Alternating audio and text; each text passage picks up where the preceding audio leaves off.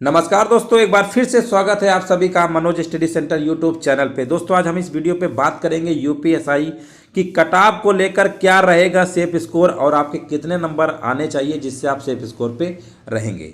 और नॉर्मलाइजेशन का देखिए बहुत बड़ा खेल होने वाला है, क्योंकि जब पेपर स्टार्टिंग में शुरुआत में आया तो काफ़ी सारे स्टूडेंट के कमेंट आते थे कि सर पेपर मजाक हो रहा है, बहुत आसान पूछ रहे हैं, ठीक है ना। अब यहाँ पर जो थर्ड फेज़ आपका चल रहा है 27 तारीख यानी कल की डेट पे ही लास्ट जो शिफ्ट थी उसमें भी बहुत सारे स्टूडेंट का कहना है कि पेपर बहुत ही हार्ड आया था, डिफिकल्ट लेवल का आया था। यानी जो आपका पेपर जो लेवल है ना, मॉडरेट टू डिफिकल्ट लेवल देखने को मिल रहा है।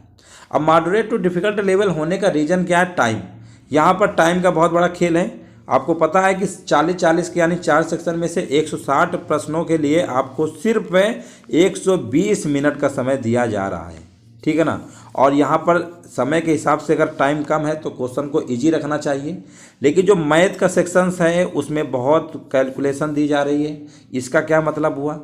आप सवाल छोटे दे रहे हैं लेकिन इतनी बड़ी बड़ी वैल्यू दे के आप कैलकुलेट करवा रहे हैं, तो उसमें स्टूडेंट पूरा पेपर कैसे सही कर पाएगा। अब यहाँ पर देखिए कटऑफ का भी बहुत बड़ा रोल होगा, क्योंकि सभी के साथ यही हो रहा है। चलिए अब कटऑफ की बात करते हैं। देखिए यहाँ पर कटऑफ की बात करते हैं। देखिए जैसा कि आप जानते हैं कि 40-40 नंबर के आपको दिख रहा होगा अच्छे से, ठीक है। चलो यहाँ पर देखिए 40-40 नंबर के आपके सेक्शन है, ठीक है। 40 नंबर की आपकी हिंदी है, ये लिख दे रहा है। 40 नंबर की आपकी हिंदी थी। 40 का ही आपका क्या है, जीके वाला पार्ट हो गया संविधान का। 40 की रीजनिंग और 40 की आपकी मैथ। लेकिन दोस्तों जो मैथ वाला जो सेक्शन है इसमें मैथ प्लस रीजनिंग आ रही है। काफ़ी सारे लोगों का कहना है मैथ प्लस रीजनिंग आ रही है, और इसमें जो है रीजनिंग और प्लस साथ में इसमें संविधान आ रहा है, यानी जीके कह सकते हैं, जीके आ रहा है, ठीक है ना। ये आपका खिचड़ी पका दिया है। ये जो दो सेक्शन है आपके लास्ट वाले, मैथ प्लस रीजनिंग आ रही है और मैथ के साथ साथ जीके यानी संविधान के प्रश्न भी डाले जा रहे हैं। यहाँ पर 40 नंबर की हिंदी है, इसमें कोई डाउट नहीं है, 40 नंबर का आपका हिंदी रहेगा। और जो 40 नंबर का दूसरा सेक्शन है ये आपका संविधान का है, कॉन्स्टिट्यूशन का, ठीक है ना। ये तो है ही, बात में साथ में यहाँ भी प्रश्न देखने को मिल रहे हैं, ऐसा लोगों को कहना है। अब यहाँ पर हम बात करने वाले हैं कि कटऑफ कितनी रहेगी। देखिए हिंदी तो आपकी ईजी आ रही है, ईजी टू मॉडरेट कह सकते हैं। अगर आप हिंदी में से अगर हम मान लेते हैं, हिंदी में से अगर आपके नंबर जो हैं 40 में से अगर आप 30 नंबर भी ले आते हैं, ठीक है ना, 30 नंबर भी अगर ले आते हैं। और अगर हम इसकी बात करते हैं यहाँ पर मूल्य विधि और संविधान को लेकर जीके में, अगर इसमें भी अगर आपके नंबर मान लेते हैं कि अगर आप इसमें भी खींच के 30 नंबर तो ले ही आ सकते हैं, ठीक है ना। 30 नंबर मान लो इसमें भी ले आते हैं। मैथ रीजनिंग थोड़ा सा टाइम टेकन है, टाइम लेता है, तो इस पर हम सिर्फ आपको जोड़ देते हैं 25-25 नंबर, ठीक है ना, दोनों सेक्शन में। इतने अगर आपके सही हो जाते हैं तो आपको हो गया 110 नंबर। इतना तो हम एक नॉर्मल लेके चल रहे हैं कि इतना आप कर सकते हैं, क्योंकि 25-25 प्रश्न तो आप अटेंड कर ही सकते हैं 40 में से। मान लीजिए कितना भी टाइम टेकन लेगा। और यहाँ पर हिंदी में आपके 30 से नंबर ज़्यादा भी हो सकते हैं। और यहाँ पर जो जीके का जो पार्ट है इसमें भी काफ़ी सारे प्रश्न आसान पूछे जा रहे हैं। तो इस तरीके से आपका एवरेज मान लेते हैं 100 के लगभग है, 110, यानी इतना आपको अप्रॉक्स तो करना ही पड़ेगा। अब यहाँ पर हम बात करते हैं कटऑफ की अनरिजर्व की। देखिए कितनी रहने वाली है। यहाँ पर अनरिजर्व की अगर हम कटऑफ की बात करते हैं तो यहाँ पर अगर आपके प्रश्नों की संख्या हम बता रहे हैं दोस्तों, ठीक है ना।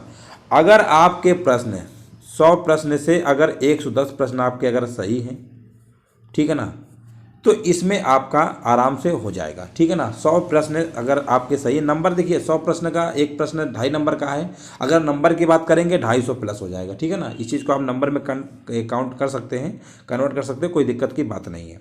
हम सिर्फ प्रश्नों की संख्या लेकर आपको बता रहे हैं। अगर आपके 100 से 110 प्रश्न अगर आप अनरिजर्व में अगर आप लिख के आ रहे हैं, सही करके आ रहे हैं, तो आप दौड़ जो है अपने आप शुरू कर सकते हैं।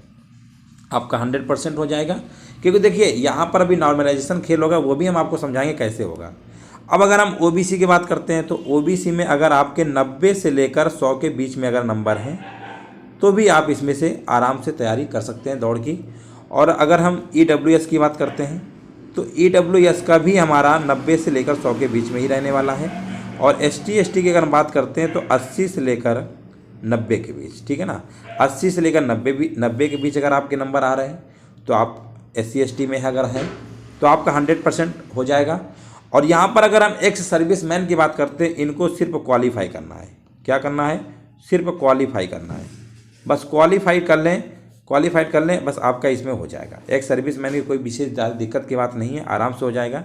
ठीक है, अब यहाँ पर देखिए, यहाँ पर हमने 100 नंबर से लेकर 110 नंबर बताया है, तो ये चारों सेक्शन को मिलाकर है। अब यहाँ पर जैसे मान लीजिए किसी के अगर 20 नंबर, मान लीजिए बहुत हार्ड शिफ्ट आई है, किसी के मान लो 20 नंबर हैं, तो उसके 20 से 30 भी किए जा सकते हैं, याद रखिएगा। और किसी बच्चे के अगर 30 नंबर आए, हम मैथ रीजनिंग में बात कर रहे हैं जो टाइम टेकन लेता है सेक्शन, इसमें अगर मान लीजिए किसी का आसान आ गया, वो 30 प्रश्न कर डाला, तो उसका 20 भी हो सकता है, याद रखिएगा। हर सेक्शन का नॉर्मलाइजेशन होगा, ये चीज़ आप दिमाग में रख लीजिए। देखिए 14 नंबर तो 14 दूनी 28, 7 35, ठीक है ना। हर सेक्शन में आपको 35% मिनिमम नंबर लाने क्वालिफाई के लिए, जैसा कि एडवर्टाइजमेंट में बताया गया है।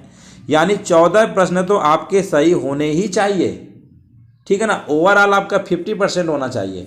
अब यहाँ पर 14 प्रश्न से अगर आपके ऊपर हैं, हार्ड शिफ्ट है, नॉर्मलाइजेशन में नंबर इंक्रीज होगा। और जिनका आसान, अब देखिए जैसे स्टार्टिंग में पेपर हो रहा था तो संविधान वगैरह के जो प्रश्न थे बहुत ही आसान पूछे जा रहे थे। अब क्या हो रहा है कि काफ़ी डिफिकल्ट लेवल के पूछे जा रहे हैं, घुमा घुमा के। तो आप लोग जिनका भी हार्ड शिफ्ट में पेपर हुआ है, मान लीजिए थर्ड फेज में चल रहा है, शिफ्ट टपा रही है, तो आपका ज़रूर फायदा होगा। इसीलिए नॉर्मलाइजेशन सिस्टम अपनाया जाएगा, ठीक है। पिछली बार 2017 के पेपर में मैथ्स का सेक्शन था तो मैथ ही आता था, लेकिन इस बार क्या है, इन्होंने खिचड़ी पका दिया। मैथ रीजनिंग नहीं पता चलता कि मैथ है कि रीजनिंग है, और ये जो जीके के साथ भी मैथ आ रही है, रीजनिंग आ रही है, ये सब थोड़ा सा 2 सेक्शन आपके उल्टा सीधा कर दिए हैं। और सबसे बड़ी बात है कि मैथ में इतनी बड़ी कैलकुलेशन दे रहे हैं। आपको पता है 120 मिनट में 160 प्रश्न करवाया जा रहा है, तो प्रश्नों को थोड़ा सा लॉजिकल यानी छोटे रखने चाहिए। और यहाँ पर टाइम टेकन ले जा रहे हैं, तो पूरा स्टूडेंट कहता है कि टाइम उनके पास कम पड़ता है। अब क्वेश्चन सब आ रहे होते हैं, फिर उनको तुक्का लगाना पड़ता है। बहुत सारे प्रश्न ऐसे होते हैं जो मैथ रीजनिंग के आ रहे होते हैं, टाइम की वजह से तुक्का मार के आ रहे हैं। तो आप लोग बिल्कुल निश्चिंत रहिए, कट ऑफ ज़्यादा जाने वाली नहीं है। ये सिर्फ हमने नंबर के बताया, इतने नंबर आपके सही हैं तो आपका 100% हो जाएगा। आप चाहें तो आपकी जो रिजल्ट आएगा उस पर आप देख लीजिएगा, लगभग यही रहने वाली है, ठीक है ना। तो इस तरीके से आप समझ गए होंगे, हर सेक्शन का नॉर्मलाइजेशन होगा, ये भी आप याद रखिएगा, ठीक है ना। बिल्कुल आपको हताश नहीं होना है, इतने नंबर तो आपके बनने ही चाहिए, क्योंकि यूपीएससी दरोगा में पोस्ट भी ज़्यादा है और काफ़ी सारे लोगों ने अप्लाई भी किया है। उम्मीद है समझ गए होंगे जो भी चीज़ें आपको बतानी थी। इसके अलावा कोई और भी सवाल हो तो कमेंट करके पूछ सकते हैं, जैसा भी लगा हो वीडियो में बाद में बता सकते हैं। वीडियो देखने के लिए दोस्तों धन्यवाद।